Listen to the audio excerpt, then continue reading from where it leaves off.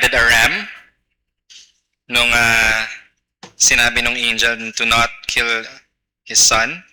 He actually saw a foreshadowing of God's provision in the person of Jesus, the one who is greater than Abraham.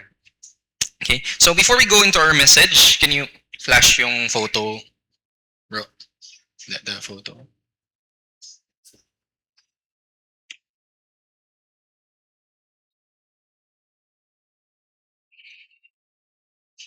Yeah, so I just got back from Kuala Lumpur last Wednesday to join or to undergo the coaching intensive of City to City Asia Pacific. So as you know, I joined Part A last August. And ngayon, nitong last week, na-complete na namin yung Part B. So in case you didn't know what this is all about, City to City is a church planting network that was co-founded by Tim Keller. And the goal is to plant churches in global cities in the world. And itong coaching na ito, the goal is to provide at least one coach for every church planter, because studies and statistics show that usually the church planter quits and the church plant ceases kapag hindi nako-coach yung church planter. So our goal is to help out yung church planter in their respective ministry contexts. No? So praise the Lord for this intensive coaching intensive. So from starting now, kami as trainee coaches will be undergoing 6 coaching sessions. We'll be coaching a church planter for 6 sessions, and then finally we will receive our certification. So please continue to pray for that. No? This is an exciting ministry that the Lord has opened to me. Now let's go to our sermon this afternoon. So ito na po yung last sermon natin sa topical sermon series natin on the life of the local church. So ngayong hapon, we will look at keeping the Lord's Day. Christ summons us. And our text is found in Hebrews chapter 10, verses 23 to 27. Okay, hear God's word. Let us hold fast the confession of our hope without wavering, for he who promised is faithful. And let us consider how to stir up one another to love and good works, not neglecting to meet together, as is the habit of some, but encouraging one another, and all the more as you see the day drawing near. For if we go on sinning deliberately after receiving the knowledge of the truth, there no longer remains a sacrifice for sins, but a fearful expectation of judgment and a fury of fire that will consume the adversaries. This is God's word. Shall we pray? Our great God of heaven, we thank you for today, that you have called us once again to bow before your presence and to worship you in spirit and in truth. God, I pray that you would prepare the hearts of your people to receive your word with gladness and with humility. I pray that you would cause us to listen, to hear with an intention, to believe your word and to live it out in our lives. May your spirit work in our midst, O God, in Jesus' name. Amen. So this morning we'll be talking about the Lord's Day, the day of worship, which I believe among evangelicals, alam natin na ito ay isang importanteng bagay. Ngunit, though it is important, we see it as important, its importance is largely tied to the benefit that we receive, but not necessarily anchored in the design and the law of God. Kumbaga, importante siya, but somehow it's something na pwedeng i-relegate as a secondary. Because many of us think na ang primary means ng growth ng Christian is their individual relationship with the Lord and not the Lord's Day. But kung makikita po natin in Scripture and even in history, God actually desires to mature His people one Lord's Day at a time. Okay? So, important na meron po tayong private and personal rhythms of devotions. Okay? We should be reading our Bibles every day. We should be praying every day. but that is supplementary to the primary means of growth that the Lord has given us, and that is the Lord's Day. Okay? Now, what is the Sabbath? No? So it's important for us to understand yung connection ng Lord's Day and the Sabbath. Okay? So ano ba yung Sabbath? So the Sabbath, meaning to cease or to rest, magpahinga, is a day of resting and ceasing from work and recreation for the purpose of devoting oneself to the worship of God. So ibig sabihin po ng Sabbath is not just any rest, no, but it's resting for the purpose of worship. Ibig sabihin, titigil ka doon sa mga ordinaryong bagay na ginagawa mo sa pang-araw-araw dahil mayroon kang desire, mayroon kang kagustuhan, and most importantly, ikaw ay tinawag ng Diyos para sambahin siya. That is the Sabbath.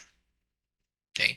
And in Christian circles, isa sa mga discussions that usually happen is the Sabbath still applicable? Ito ba ay nagpapatuloy pa rin sa atin ng mga New Testament Christians? Now, did the Sabbath begin with the law of Moses? And the answer to that is no. No? The Sabbath did not begin with the law of Moses, but is embedded in creation. Okay? In Genesis chapter 2, verses 1 to 3, makikita po natin that after the Lord created the heavens and the earth in 6 days, it reads in verse 2, and on the seventh day, God finished his work that he had done, and he rested on the seventh day from all the work that he had done. So God blessed the seventh day and made it holy, because on it God rested from all his work that he had done in creation. So hindi lamang po part ng law ni Moses ang Sabbath, but naka-imprint na po siya sa creation. Ibig sabihin, dinisenyo na po ng Diyos ang kanyang creation at tayo bilang kanyang mga creatures made in His image na 1 out of 7 days dapat po tayong magpahinga at magsamba. Okay? So long before the giving of the law, God had already embedded in His creation the rhythm of work and worship, the rhythm of labor and rest. Okay? So it would be wrong for us to say na hindi na siya applicable dahil sa law ni Moses lang yan. No, it's a creational institution. The Sabbath. It's a creational institution. When we go to the law of Moses, we are given more reason and a structure on how to obey this Sabbath. Okay? So if you look at the passages in Exodus and Deuteronomy, yung structure na binigay ni Lord in the law of Moses is that the Sabbath is done in view of creation and redemption.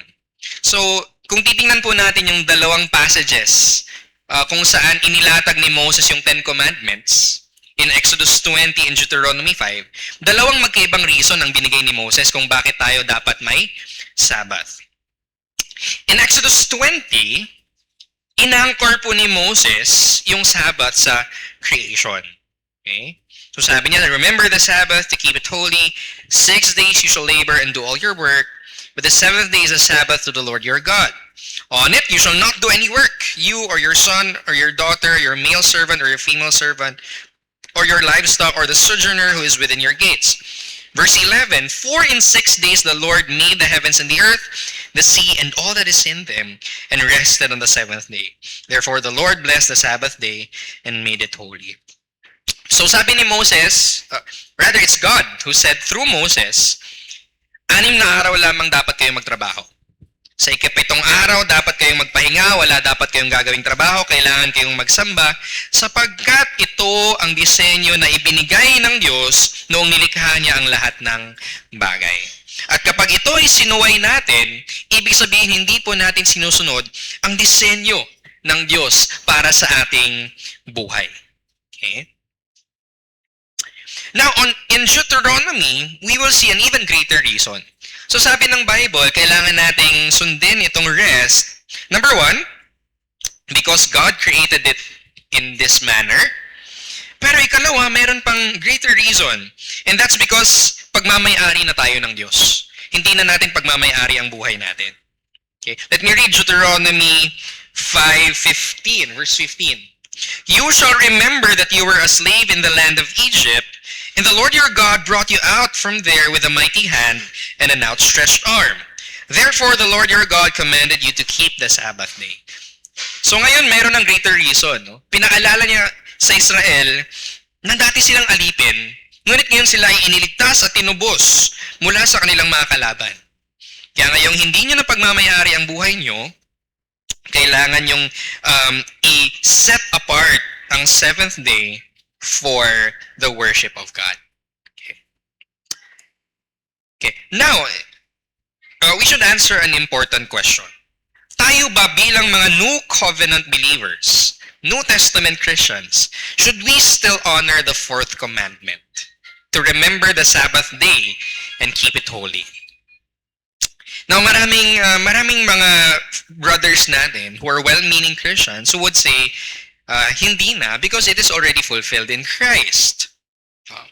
So the fourth commandment is no longer strictly applied to the New Testament church. However, one important question that we should ask is bakit sa lahat ng 10 commandments, yung fourth lang yung hindi na kailangang sundin? Na-fulfill na rin ni Christ yung command to honor your father and mother. Does that mean we no longer have to obey it? Christ fulfilled the commandment to no longer, to not bear false witness against your neighbor. So kung fulfilled na yun, does it mean na malaya na tayo na makipagchismisan sa ating mga kapitbahay? So of course not. So yes, mayroong mga laws in the Old Testament that are already fulfilled in Christ at hindi na po natin kailangang sundin. We call that the ceremonial law. So lahat naman po tayo dito kumakain ng pork, right? Pork, seafood. Kayo lang, ako bawal ako ng seafood eh. No? So we eat that food. Meron na tayong mga garments of mixed fabric, right? Because yun ay temporary lamang na mga laws. Ibinigay ng Diyos sa Israel para turuan ng bansa ng Israel what it is to be holy, what it is to be clean. Okay? But ultimately, that is fulfilled in Christ, in whom we have been made holy. Pero po yung 10 Commandments, it is anchored in the moral law of God that is unchanging at binding para sa lahat ng tao, sa lahat ng panahon. Okay? So all of the 10 Commandments is still effective and binding for us, including the command to keep the Sabbath day. However, nagkaroon po ng shift sa New Testament. Okay? And what is that shift? Before we go there, kailangan po muna nating maunawaan yung significance ng concept ng 8th day in the Old Testament. So throughout the Old Testament, makikita po natin na mayroong mga rituals, mayroong mga events na ginaganap tuwing 8th day. Ano ba ang significance ng 8th day? So, let me just point out four things from the Old Testament. First, God's people were circumcised on the 8th day. Makikita po natin yan sa Genesis 17. Okay? So, yung kanilang mga sanggol ay sinacircumcise on their 8th day. Yung ministry ng priests, no? After they are consecrated, they begin to serve on the 8th day. Leviticus 9. Yung ceremonial Sabbaths, aside from the 7th day Sabbath, they were done on the 8th day. Okay. And then yung cleansing for male emissions, female discharges, and even lepers, yung ceremonial cleansing nila ay nangyayari on the 8th day. So mayroong significance yung 8th day in the Old Testament. So the 7th day, and the number 7, usually in the Bible, makikita po natin that it signifies completion, perfection.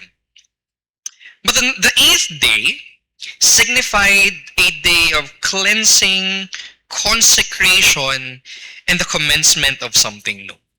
Okay? Yung mga bagay na na-list ko kanina, the 8th day signifies na mayroong nililinis. Okay? mayroong siniset apart. Mayroong sinesend out para gumawa ng isang bagay na bago. Okay? So that's the 8th day. Now, question. When did Jesus rise from the dead? On the first day of the week. And when does the first day of the week begin? After the 7th day. So, piniprepare po tayo ng Old Testament to anticipate yung 8th day. Wherein makikita natin that in Christ, we are cleansed, we are consecrated, and we see the beginning of something new. So, sabi sa verse 1, now after the Sabbath, toward the dawn of the first day of the week, Mary Magdalene and the other Mary went to see the tomb. And this was the day where Christ rose again from the dead. So Jesus rose on the 8th day. The day of redemption, the day of resurrection, the mark of the new creation. Okay. So the Old Testament Sabbath looked to the creation. Okay, 6 days work, 7th day rest. But now the Christian Sabbath looks to the new creation that Christ brings about in His resurrection. Wherein the day now begins with resting in Christ, and the grace that we receive on that day of rest empowers us to work on the other 6 days of the week. Meron ng shift. So no, the Sabbath did not stop. Nagkaroon lang ng shift. Nagkaroon ng theological shift. Nagkaroon ng new and deep gospel meaning yung Sabbath. And so as Lord of the Sabbath, Mark 2:23-28, mayroong authority si Jesus to command us when to worship Him and to compel us to worship on His day. Okay? Mayroon pong karapatan si Kristo bilang hari na utusan tayo kung kailan tayo dapat sumamba at tawagin tayo sa araw ng pagsamba. So, how do we now honor the 4th commandment bilang new covenant Christians? Kailan na ang Christian Sabbath? We will look at 3 verses primarily. That shows us nagkaroon na ng ibang rhythm of worship ang Christian community after the resurrection of Jesus. First, Acts 20 verse 7. Sabi dito, on the first day of the week, when we were gathered together to break bread, Paul talked with them, intending to depart on the next day, and he prolonged his speech until midnight.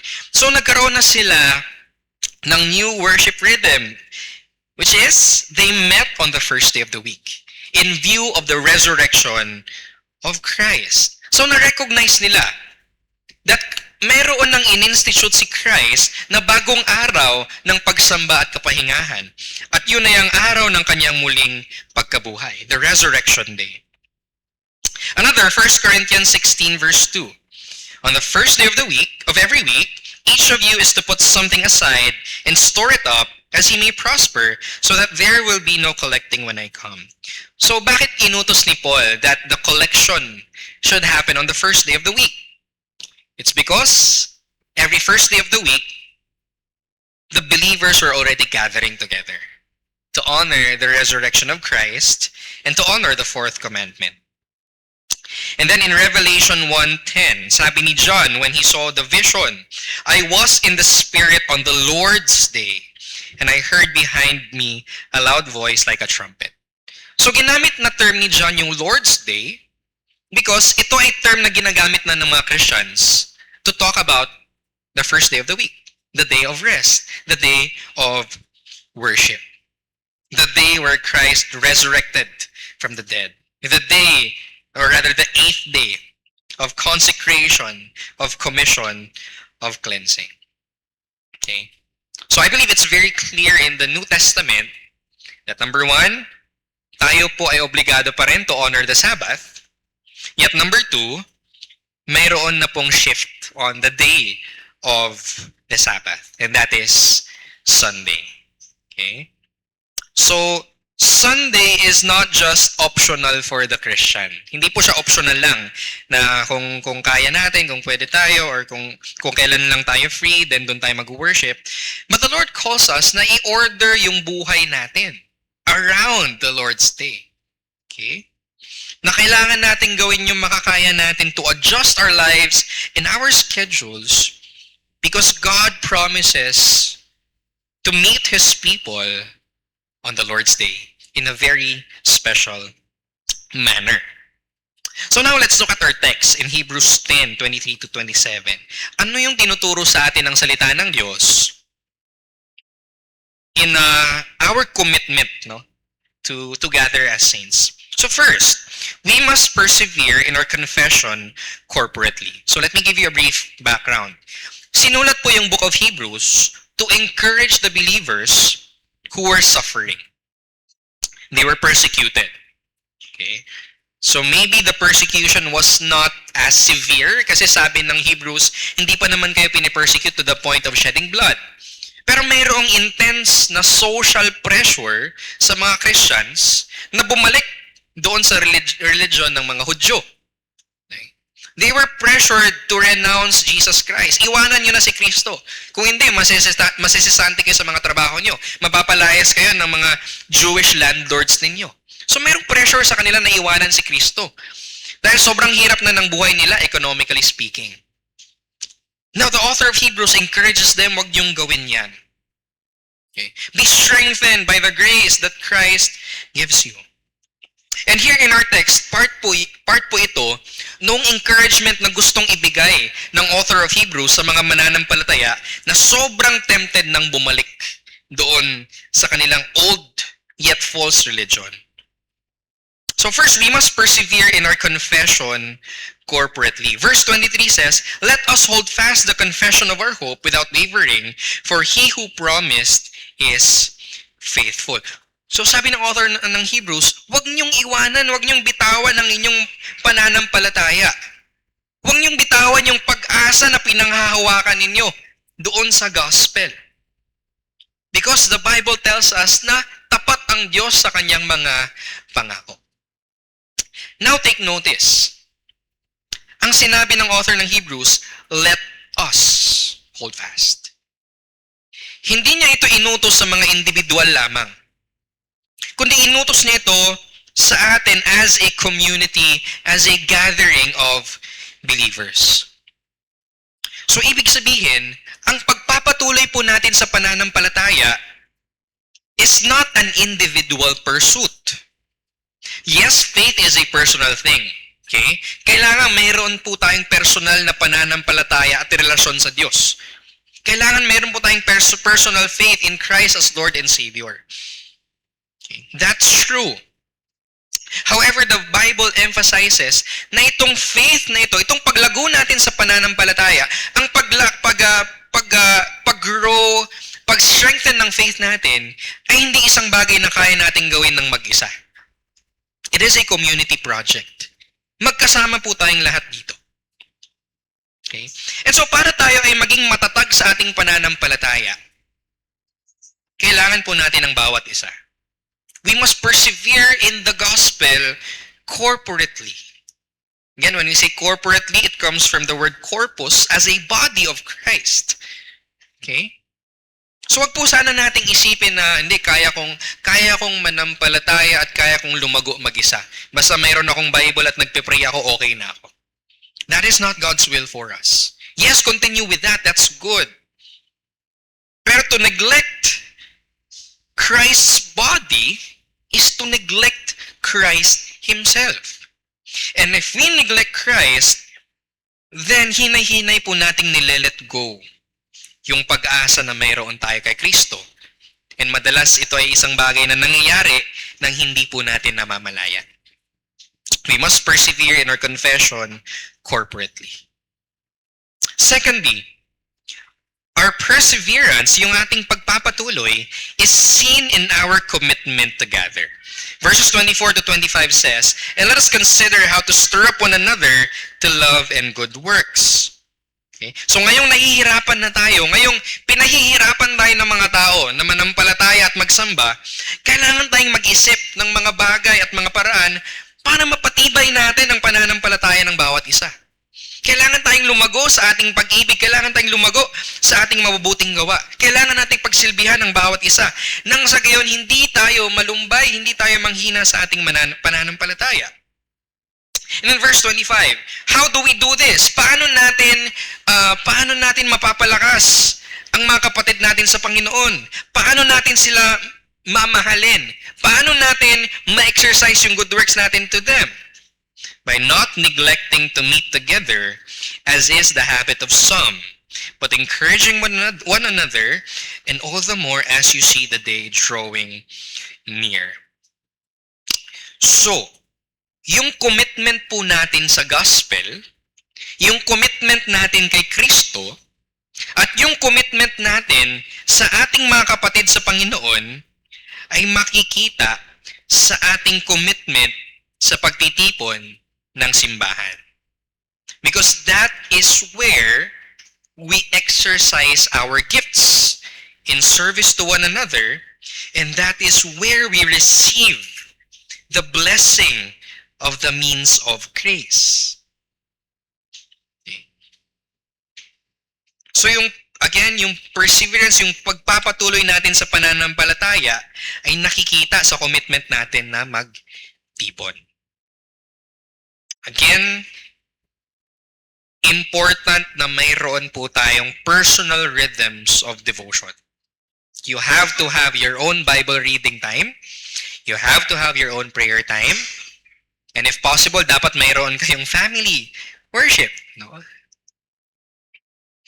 But, yung inyong paglago at pagpapatuloy sa pananampalataya ay nakikita not primarily in those things, but in your commitment to the body of Christ. And another thing that I think I need to point out, hindi lamang po attendance ang tinutukoy dito. Because it's very possible for us to simply attend the gathering on Sunday, pero ginagawa lang natin to bilang isang checklist. Wala yung puso natin, wala yung minds natin on the service. Wala tayong desire to worship God, wala tayong intention to serve God's people on that day. Okay? So it's not just the act of meeting together, but also the motivation and the desires behind the gathering that is important. Okay. And now the third. And I think ito ay isa sa mga bagay na nakaka-sober, no? Ano ba sa Tagalog yun? It's something that gives us serious time to think. No? Isa itong seryosong bagay na sinabi ng author ng Hebrews to actually wake us up kung nane-neglect natin yung pag-gather together as saints. So third, constant absence is evidence of or leads to apostasy.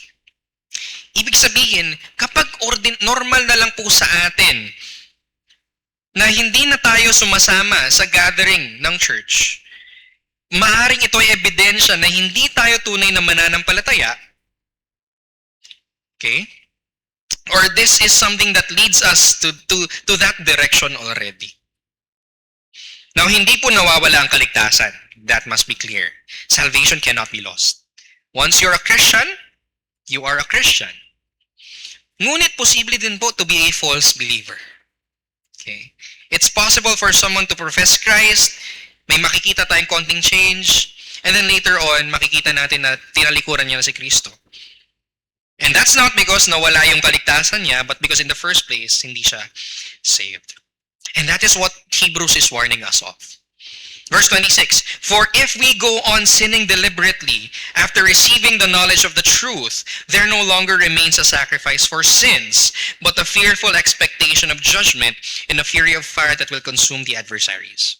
So broadly speaking, sabi dito, kapag ang isang professing Christian, alam niya ang katotohanan. Okay? Alam niya ang gospel. Alam niya ang kasalanan. Ngunit pinipilit niyang patuloy na suwayin ang mga utos ng Diyos. Sabi dito, then the blood of Christ was never applied to him or her in the first place. At ang i-expect niya na lamang is not salvation, but God's judgment. That's the broad context, no? Na kapag namumuhay sa kasalanan ng isang professing Christian at hindi siya nababagabag, that means they're not a true Christian and they're headed for hell. Now, yung immediate context, no? Right after saying na wag niyong i-neglect yung pag-gather niyo on Sundays, the author of Hebrews says, bakit hindi nyo dapat i-neglect yung Sunday worship? Dahil kapag kayo ay nagpatuloy sa ganitong partikular na kasalanan, kapag naging habit na ninyo na iwanan ang Sunday or gumawa ng kung ano-ano mga bagay on Sunday but not worshiping God, then it might indicate that you don't belong to Christ.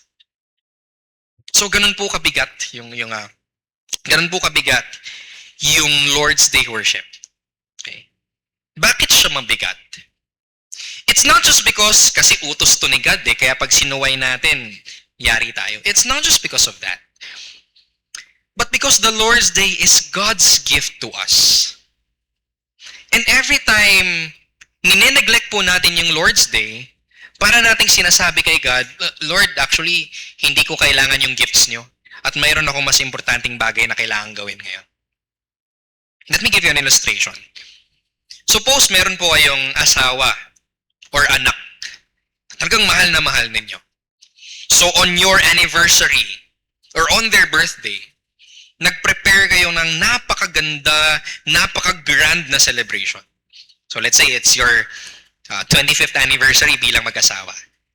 So talagang nag-prepare ka ng isang dinner sa isang 5-star restaurant. No?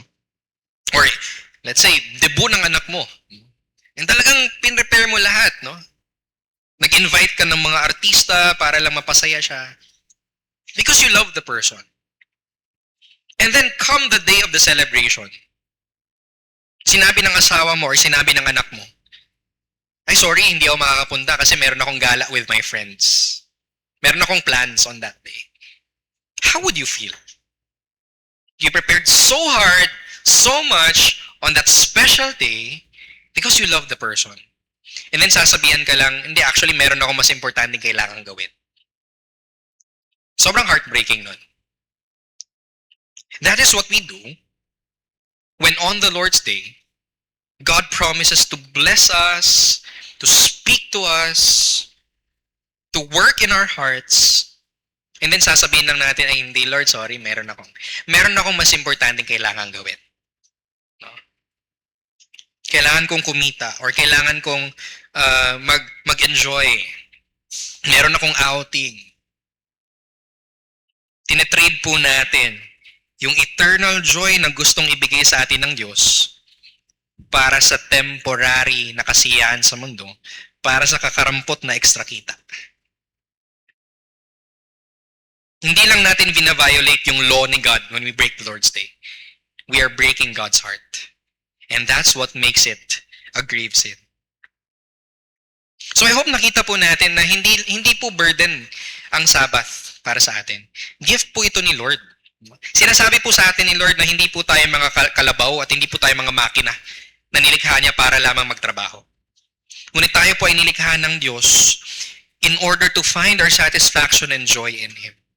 He promises Himself sa atin on the Lord's Day. He promises rest. He promises joy. He promises satisfaction. That's the gift of Sabbath. Now in application, let me give you 4 things.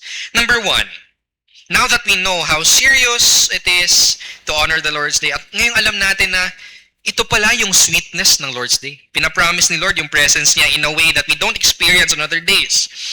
First application, prepare your body and soul for the Lord's Day.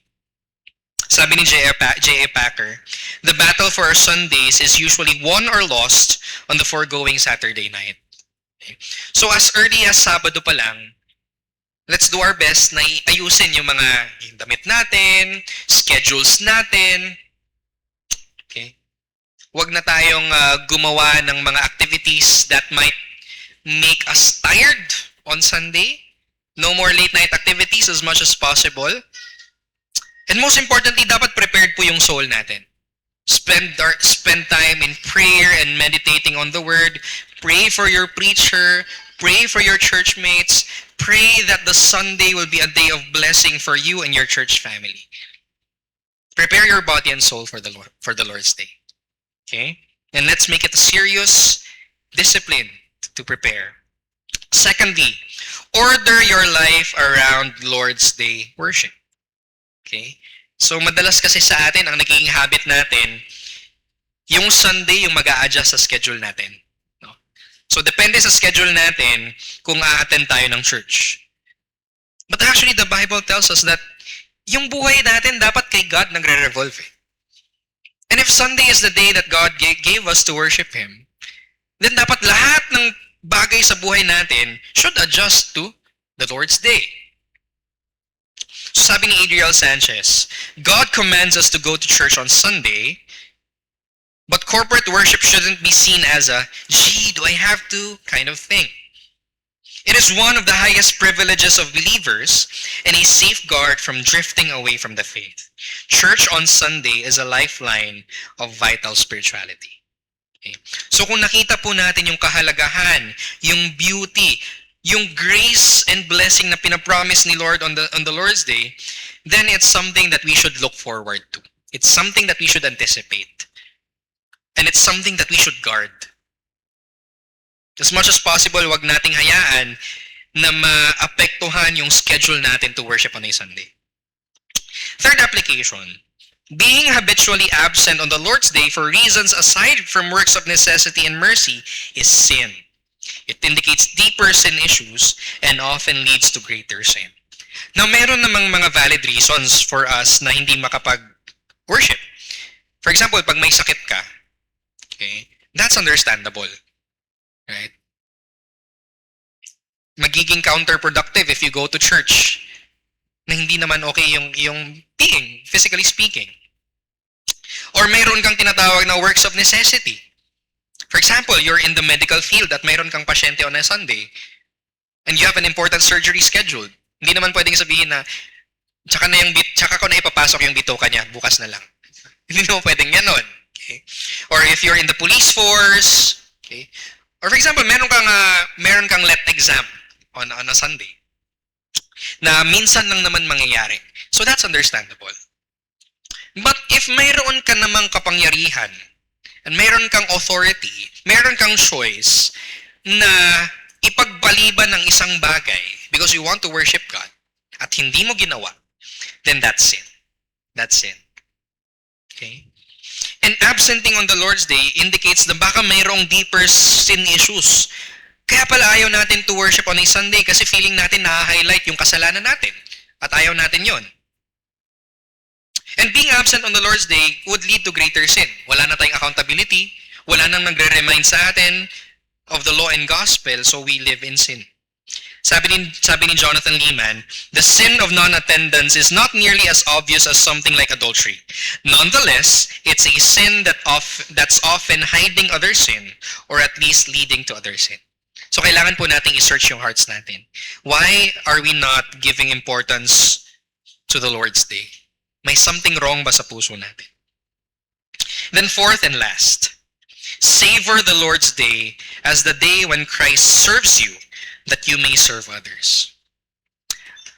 Ang Lord's Day po, yes, we are serving God, but hindi po yun yung main thing that's happening. It's God who's actually serving us every Sunday. God speaks to us. God promises His presence to us. God refreshes us. God renews us. Okay? So lahat po ng movement on the Lord's Day is God giving to us and us responding to Him in thanksgiving and gratitude. Kasi hindi naman po kailangan ni Lord yung service natin. God is not a man that He should be served by human hands. It's us who needs Him. It's us who need Him. Sabi ni Michael Horton, before we can be active in good works, we must be recipients of grace. On the Lord's Day, we have a foretaste of that everlasting rest that is already ours objectively in Christ. We are served by God, and then God serves our neighbors through us in the world throughout the week. Every Lord's Day is meant to be a practice for heaven. This is mini heaven. This is the day when God showers us with His blessings. Pinupuno niya tayo ng grace so that when we leave from this place, mayroon po tayong maibibigay sa mga tao sa palibot natin. So hindi po tayo yung nagtitake ng first step in order to serve God and to serve others. God always takes the initiative. God always makes the first move. God always is the one who blesses. And in His blessing, we can bless. So we come to church regularly, not primarily to do something again, but to receive something again. And yes, also to respond in gratitude. True enough, it is not about us, but it is for us. And the funny thing happens when we surrender to this divine charity, we actually become active again in faith and its fruit of love and service to others. Okay. So sa ginagawa po natin ngayon, hindi po natin bine-benefit si God. Okay? Wala pong utang na loob si God sa atin. Na, nag-serve siya, nag-church siya, i-bless ko nga siya. That's not what's happening. No. But rather, we come to the Lord's Day because tayo yung may pangangailangan sa Diyos. We need His grace. And we come on the Lord's Day sapagkat pinangako ng Diyos ang kanyang biyaya at presensya sa atin. And therefore, we must be excited. Therefore, we must do everything we can so that we can enjoy this great and tremendous blessing and privilege to the full. I hope po na seryosohin po natin yung Lord's Day worship from now on. So I hope again that the Lord has blessed you through the preaching of His Word. Tayo po'y manalangin. Let's pray. God, whatever we have heard this morning, I pray na itanim niyo po sa aming mga puso at naway ito'y magbunga sa aming mga buhay. So Lord, my prayer for us is that we will learn to treasure the Lord's Day. At naway hindi lamang ito basta maging routine, but that we will actually desire that on the Lord's Day, we want to see our brothers and sisters, we want to encourage them, we want to serve them. And Lord, we also pray for our brothers and sisters na wala po ngayon for whatever reason. I hope that you take care of them wherever they are. I hope that they will also learn to value what it is to commit to a local church, especially committing themselves to the Christian Sabbath. So Lord, I pray that you would dismiss us with your blessings. Pray that you would use us as channels of blessings wherever we go. We love you in Jesus' name. Amen.